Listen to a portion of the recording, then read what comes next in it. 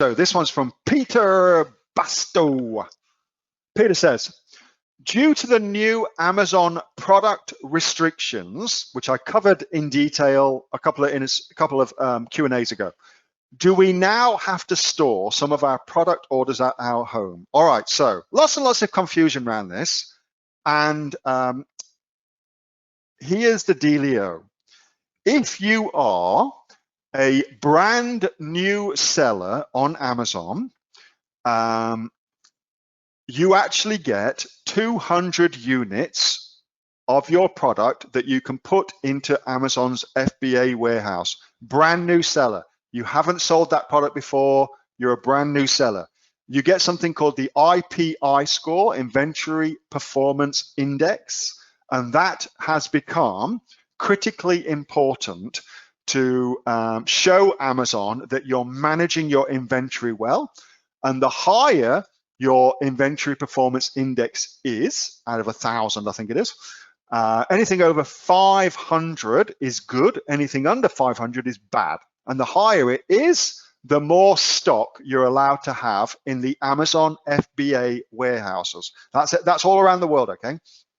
But when you first start selling on Amazon, your IPI, your Inventory Performance Index score is 0. It's 0 because you've got no sales history to build an IPI score from. So when you're first starting on Amazon, it doesn't apply to you. You get 200 units. You get 200 units you can put into Amazon. That's typically what happens. Now, caveat, there are some categories where they have reduced that because they're expecting chaos coming into Christmas and Prime and things like that.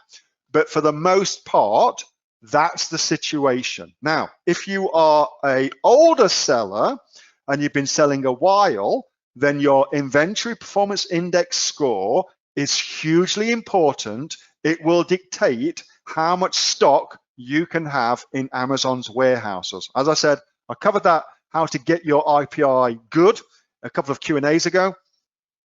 Suffice to say, it's a very, very important metric.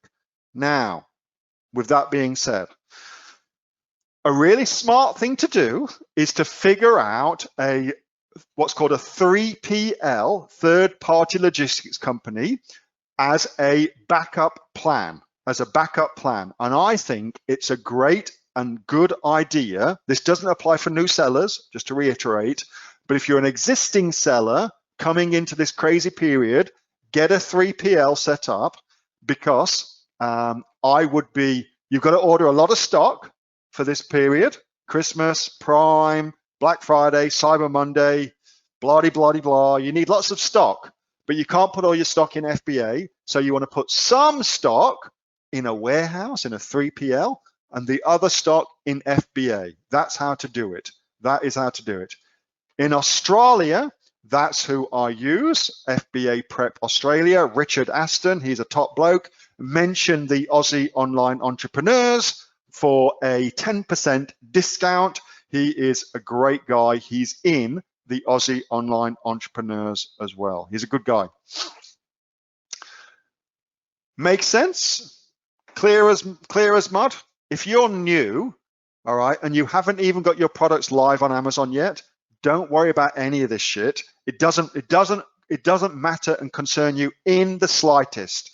You get, I think it's 2 cycles of IPI index before it matters, which means it won't matter to you, okay?